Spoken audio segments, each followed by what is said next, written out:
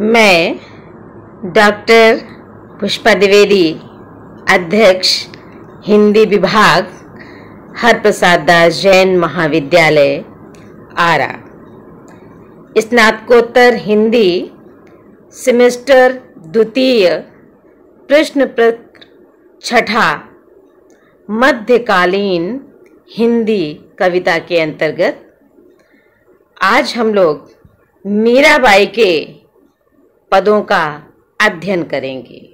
तो बच्चों, हम सर्वप्रथम पद का आदर्श वाचन कर रहे हैं। राजस्थानी भाषा में है, तो इसको थोड़ा सा आप विशेष ध्यान देंगे इस आदर्श वाचन पर। मायरी मालिया गोविंदा मोल, थे कहाँ छाड़े माँ कोचे लिया बजनता ढोल। थे कहाँ मूधो माँ कहाँ सस्तो, लियारी तराजा तोल। तर वारा महाजीवन वारा, वारा अमोलक मोल। मीरा कुं प्रभु दर्शन दीजा, पूरब जन्म की कोल। प्रस्तुत पद में मीरा का श्री कृष्ण के प्रति समर्पण प्रदर्शित है। प्रदर्शित ही नहीं है, उन्होंने अपना पूरा जीवन श्री कृष्ण के चरणों में समर्पित कर दिया। तभी तो वो इतनी बड़ी बात कहती हैं कि हे सखी, मैंने कृष्ण को, गोविंद को मोल ले लिया है। बताइए, कहीं मानव की ये सामर्थ्य है कि वो ईश्वर को मोल ले सकता है। कैसे? वो अपनी भक्ति से। एक गाना भी है, भजन है कि ईश्वर भक्त के वश में होता है। वो जैसा उसका भक्त चाहता है, ईश्वर वैसा ही करता है। लेकिन इसके लिए बहुत बड़े त्याग की आवश्यकता है। सबके बस की बात नहीं है गोविंद को मोल लेने की। लेकिन मीरा को अपनी भक्ति के ऊपर अटूट विश्वास है। और वो विश्वास क्यों है? क्योंकि उनकी भक्ति एक निष्ठ है। वो पूर्ण रूप से समर्पित हैं श्री कृष्ण को। मायरी मालिया गोविंदा मोल।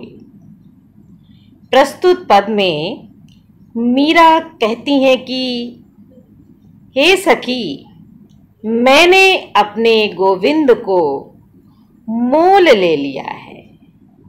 मोल लेने की का जो अधिकार पूर्ण जो उनकी बात है, वो उनकी एक निष्ठ भक्ति को दर्शाता है कि माई रे मैंने जो है, हे सखी, मैंने श्री कृष्ण को मोल ले लिया है।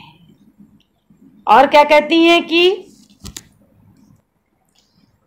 थे कहाँ छाड़े माँ कहाँ चोडे, लिया बजनता ढोल। कोई कहता है कि मैंने छिपकर अपने प्रिय को अपनाया है। थे कहाँ छाड़े छिपकर, माँ कहाँ चोडे, लिया बजनता मोल। मैं कह रही हूं कि मैंने ढोल बजा करके अपने प्रिय को अपनाया है। ढोल बजाने का तात्पर्य यह है, वो बताना चाह रहे हैं कि उनकी भक्ति, कृष्ण के प्रति उनका समर्पण दुनिया जानती है, सर्वविदित है। तो वो कहती हैं कि मैंने अपने प्रिय को छिपकर नहीं अपनाया है, ढोल बजा करके अपनाया है। और मुझे अपने प्रिय के ऊपर पूरा विश्वास है कि जो सौदा मैंने किया है उस सौदे में कहीं मुझे घाटा नहीं है। यहाँ पर वो ये मायरी मालिया गोविंदा मोल, मायरी सखी के लिए प्रयुक्त हुआ है। मीरा कहती हैं कि हे सखी, मैंने अपने गोविंद को मोल ले लिया है। आप यहाँ कहेंगे कि गोविंद को मोल लेने का तात्पर्य कि श्री कृष्ण को अपनी भक्ति से खरीद लिया है, कि मायरी माँ लिया गोविंदा मोल, मैंने श्री कृष्ण को मोल, और वो मोल कैसा उसका मूल्य दिया है जिसका कोई मूल्य ही नहीं है, अमूल्य है। और क्या कहती है, थे कहाँ छाड़े माँ कांचोड्डे लिया बजंता ढोल। कोई कहता है कि मैंने छिप करके भगवान को, श्री कृष्ण को मोल लिया है। कोई कहता है कि खुल करके, सामने आकर के। मैं कहती हूं कि मैंने ढोल बजा करके अपने गोविंद को खरीदा है। ढोल बजाने का तात्पर्य ये है कि उन्होंने अपनी भक्ति के लिए समाज की चिंता नहीं की कि ये समाज मुझको क्या कहेगा, जो मैं कर रही हूं उसकी वो निंदा करेगा या स्तुति करेगा। इसलिए वो कहती हैं कि मैंने अपने गोविंद को ढोल बजा करके लिया है, छिप करके नहीं लिया है। जो मैंने सौदा किया है उसको पूरा संसार जानता है, उसको पूरी दुनिया जानती है। थे क्या छाड़े माँ कांचोडी लिया बजंता ढोल। आगे क्या है कि थे कहाँ मूधो माँ कहाँ सस्तो लिया रे तराजा तोल। कोई कहता है कि मैंने जो सौदा किया है वो महंगा है, कोई कहता है कि सस्ता है, लेकिन मैं कहती हूं कि मैंने तराजू में तोल करके अपना सौदा किया है। जैसे जब हम बाजार में कुछ खरीदने के लिए जाते हैं तो उसको अच्छी तरीके से उसका मूल्यांकन करते हैं, उसको देखते हैं कि वो जिस चीज को मैं खरीद रही हूं वो कैसी है, अच्छी है कि नहीं है, और यदि पसंद आ जाती है तो उसका मूल्य चुकाने में कोई भी कष्ट नहीं होता है। वैसे ही मीरा को भी अपनी भक्ति के ऊपर विश्वास है और वो कहती हैं कि मैंने जो सौदा किया है उसके लिए मुझे कोई अफसोस नहीं है, वो घाटे का सौदा नहीं है। मैंने तराजा तोल, तराजू में तोलने का तात्पर्य है कि अपने विवेक का सहारा लिया है, अपनी बुद्धि का सहारा लिया है। किसी के कहने पर मैंने कोई भी सौदा नहीं किया है।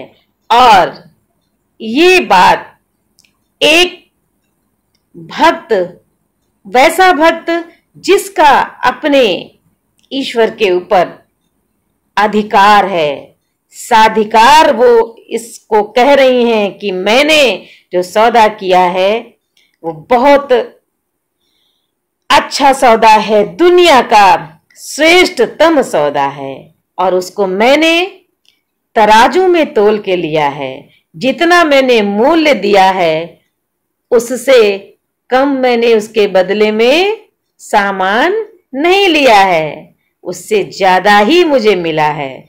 तो यहाँ पर उनकी भक्ति की एक निश्चयता प्रकट होती है। फिर क्या कहती हैं, तण वारा मह जीवन वारा वारा अमोलक मोल।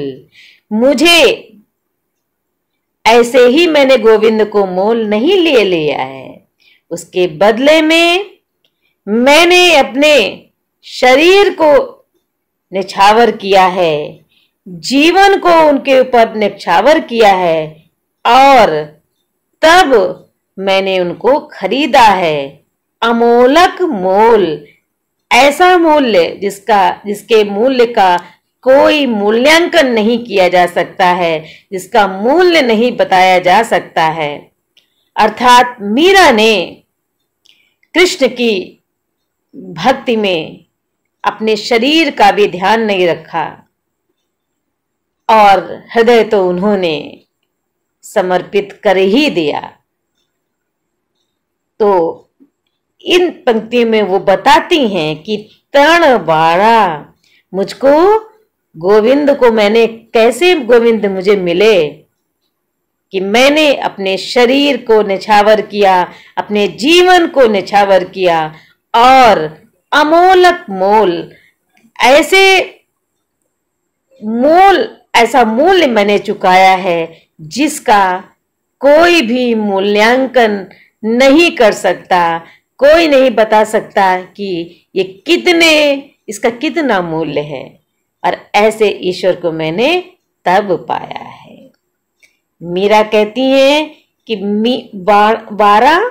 वारना निछावर करना है ना, अमोलक, इसका कोई मूल्य नहीं। मीरा को प्रभु दर्शन दीज्या, दर्शन दीज्या देना, जन्म जन्म कोल पूर्व जन्म। मीरा कहती हैं कि हे प्रभु, मुझे आप अपना दर्शन दीजिए। और ऐसा क्यों कहती हैं? क्योंकि उन्होंने पूर्व जन्म में अपना गोपियों से ये वादा किया था कि मैं तुमको दर्शन दूंगा अगले जन्म में।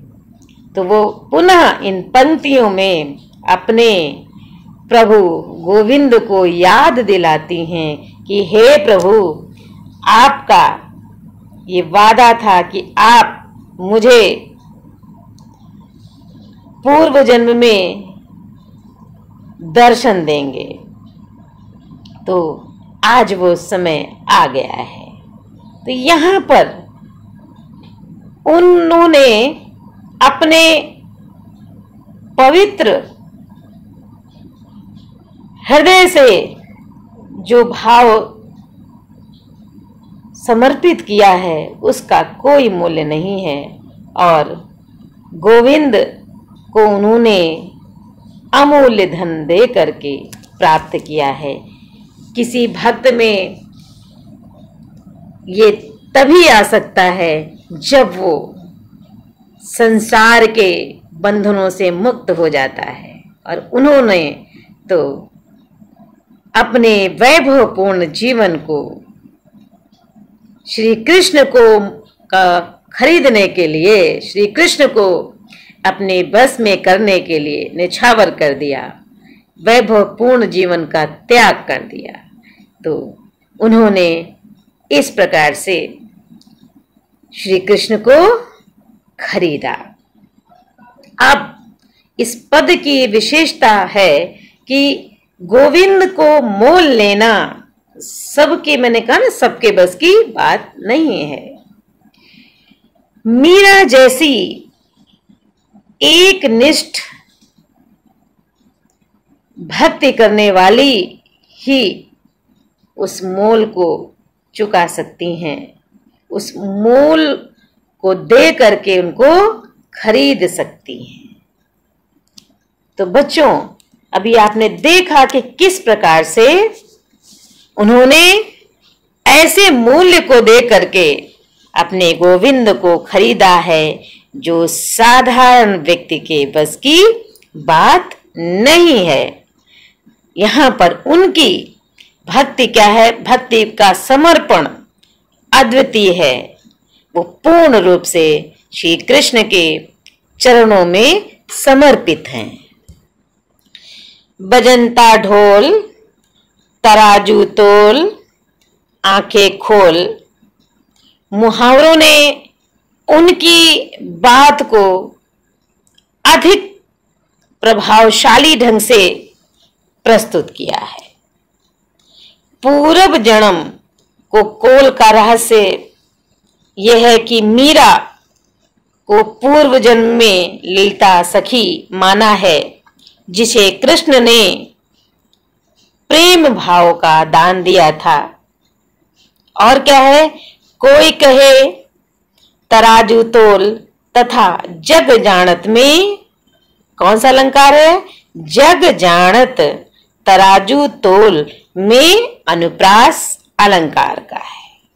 अलंकार कौन सा है, अनुप्रास। तो बच्चों, मीरा की समर्पित भक्ति का प्रस्तुत पद में उनकी समर्पित भक्ति को बताया गया है। बच्चों, अब हम मीरा के दूसरे पद का अध्ययन करेंगे और सर्वप्रथम उसका आदर्श वाचन करेंगे। राणा जी थे जहर दियो हमें जानी, जैसे कंचन दहत अगिन में निकसत वारा वाणी। लोक लाज कुल कान जगत की, दई बहाए जस पानी। अपने घर का पर्दा कर ले मैं अबला बौराणी। तरकस तीर लाग्यो मेरे हियरे, गरक गयो सनकाणी। सब संतन पर तन मन वारों, चरण कमल लपटाणी। मीरा को प्रभु रानी लई है, दासी अपनी जानी। बच्चों, प्रस्तुत पद में कवित्री मीरा बाई द्वारा रचित पदावली से उद्धृत है। इसमें उन्होंने बताया कि परिवार के लोगों को उनकी कृष्ण भक्ति बिल्कुल अच्छी उनको नहीं लगती थी, क्योंकि वो राजघराने की बहू थी और साधु संतों की संगति उनके परिवार के खिलाफ थी। समाज में उठना बैठना, किसी का ध्यान न देना, सिर्फ कृष्ण भक्ति में बाधा डालना। जब उनको ये सारी चीजें नहीं अच्छी लगती थी तो निश्चित है कि वह उनकी भक्ति में बाधाएं उपस्थित करते थे। लेकिन उनकी एक निष्ठ भक्ति के ऊपर इसका कोई भी प्रभाव नहीं पड़ा। वो कहती हैं कि राणा जी थे जहर दियो मैं जानी रे। राणा जी ने कृष्ण की भक्ति करने से नाराज होकर के मुझे जहर दिया। ये मैं बहुत अच्छी तरीके से जानती हूं। और क्या, मैंने उन बाधाओं को अपनी परीक्षा के रूप में माना।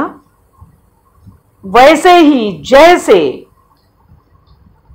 सोने को अग्नि में तपाया जाता है, जैसे कंचन दहत अग्नि में, कि जिस प्रकार सोने को अग्नि में तपाया जाता है, और क्या है, निकसत वारा वाणी, और वह खरा सोना बनकर निकलता है। उसी प्रकार बाधाओं से मेरी कृष्ण भक्ति और निखरी। कहते हैं ना, जब आपको किसी उद्देश्य को प्राप्त करना हो तो उसमें कितनी भी बाधाएं आए, वो बाधाएं बाधा नहीं रहती हैं। क्यों? क्योंकि आपको अपना उद्देश्य प्राप्त करना है, लक्ष्य प्राप्त करना है। वैसे ही कृष्ण के प्रति समर्पित मीरा का उन बाधाओं के ऊपर कोई प्रभाव नहीं पड़ा। कहते हैं कि तरह तरह की बाधाएं उत्पन्न की गईं, लेकिन उन बाधाओं को उन्होंने सहर्ष स्वीकार किया और उन बाधाओं को समाप्त करने के लिए जिसके प्रति वो समर्पित थीं, वो ईश्वर, कहा ना कि वो भक्त जो के बस में ईश्वर हो जाता है यदि भक्ति अपनी पराकाष्ठा पर पहुंचती है। श्री कृष्ण ने उनकी बाधाओं को दूर किया और ये उसके लिए है जो जिसकी ईश्वर के प्रति आस्था है। जो नहीं मानता है उसको तो ये लगता है कि नहीं, इस बाधाओं को मैंने दूर किया है, लेकिन नहीं।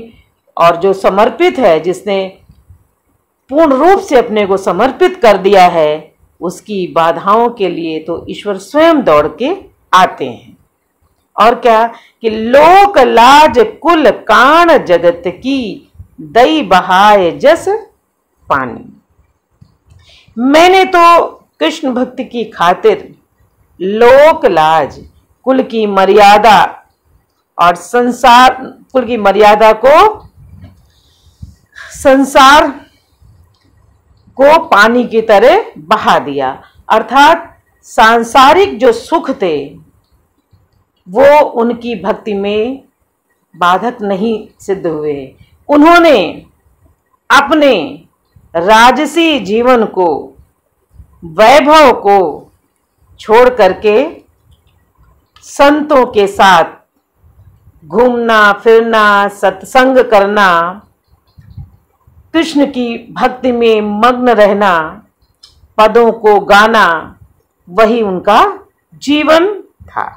तो उन्होंने स्वयं स्वीकार किया कि मैंने कुल की मर्यादा को और सांसारिक जो जीवन है उसको पानी की तरह बहा दिया। अर्थात उन्होंने संसार को ही पानी की तरह बहा दिया, त्याग दिया। उनसे मेरा कोई संबंध नहीं रह गया। अपने घर का पर्दा कर ले मैं अबला बौरानी। उन्होंने कहा कि यदि मेरा व्यवहार आपको नहीं पसंद है तो उसकी तरफ ध्यान देने की कोई आवश्यकता नहीं है। मैं अबला और मैं कृष्ण भक्ति में, कृष्ण के प्रेम में पागल सी हो गई हूं। कैसे? जैसे कि तर्कस से निकलकर हृदय में लगे हुए तीर की तरह कृष्ण भक्ति मेरे हृदय में समा गई। अर्थात कृष्ण भक्ति में वो निमग्न हो गई। तर्कस तीर लाग्यो मेरे हियरे, हियरे हृदय गरक गयो सनकाणी। वो मेरे हृदय में इस तरीके से लग गया है कि मैं उनके प्रेम में पागल हो गई हूं, सनक गई हूं। जिस प्रकार से तर्कस से निकला हुआ तीर हृदय को बेध देता है, छलनी छलनी कर देता है, वैसे ही श्री कृष्ण के प्रेम का, उनकी भक्ति का तीर हमारे हृदय में लग गया है और अब हमारे ऊपर किसी का कोई प्रभाव नहीं पड़ सकता। मैं उनके प्रेम में दीवानी हो गई हूं। सब संतन पर तन मन वारू। कहते हैं, वो कहती हैं कि संतों के ऊपर मैं अपने तन मन को निक्षावर करती हूं, जिन्होंने अपने सत्संगति से उस ईश्वर को मिलाने में मेरी सहायता की है, उनके चरण कमलों की दासी बनाने में मेरी सहायता की है। और क्या है? सब संतन पर तन मन वारू, चरण कमल लपटानी मीरा को प्रभु राणी लई है, दासी अपनी जानी। मीरा ने अपना तन मन सब निछावर कर दिया और वो कहती हैं कि कैसी भी विपरीत परिस्थिति हो, कितना भी हमारी परीक्षा ली गई है, लेकिन प्रभु श्री कृष्ण ने दासी अपनी जानी, अपनी दासी मानकर मुझे बचाया है, सहारा दिया है, विपरीत परिस्थितियों में आकर खड़े हुए हैं। तो हे प्रभु, ये मीरा तुम्हारे चरण कमलों की दासी है। प्रस्तुत पद में मीरा की अनन्य भक्ति क्या है, व्यक्त हुई है। और क्या, प्रगाढ़ भक्ति होने पर क्या होता है, भक्त को भगवान के अतिरिक्त कुछ नहीं दिखता, उसको हर जगह अपने प्रिय के ही दर्शन होते हैं। और मीरा तो श्री कृष्ण के प्रेम में इतनी दीवानी थी कि उनको अपने शरीर का ही होश नहीं था, वो सिर्फ उनके भक्ति में लीन रहती थी, पदों को गाती थी एक तारा बजा करके, और इसके अलावा उनको कुछ भी दिखाई नहीं पड़ता था। संसार को उन्होंने पानी की तरह बहा दिया। मानव इस मृत्युलोक में जन्म लेता है, संसार की सारी चीजें उसको आकर्षित करती हैं, लेकिन मीरा को सांसारिक वस्तुओं से कुछ भी लगाव नहीं था, उन्होंने स्वयं उसका त्याग किया।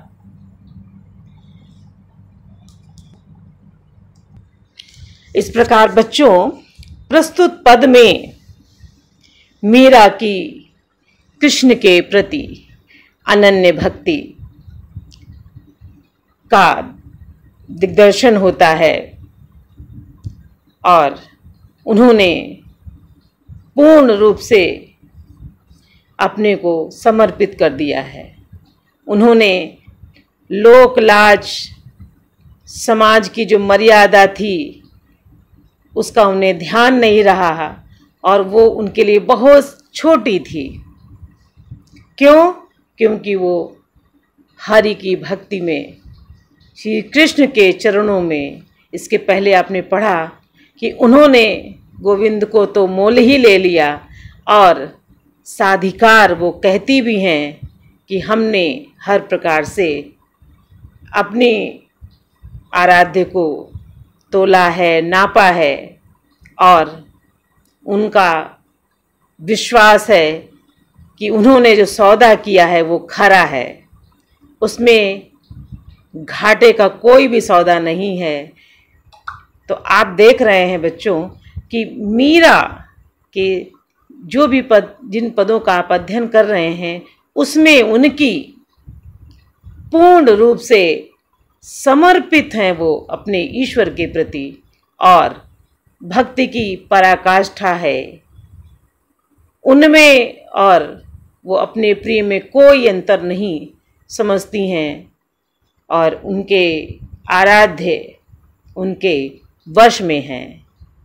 जब उनके ऊपर कोई विपत्ति या उनकी भक्ति में बाधा डालने का प्रयास करता है तो श्री हरि स्वयं प्रकट होते हैं और उनकी बाधाओं को दूर करते हैं।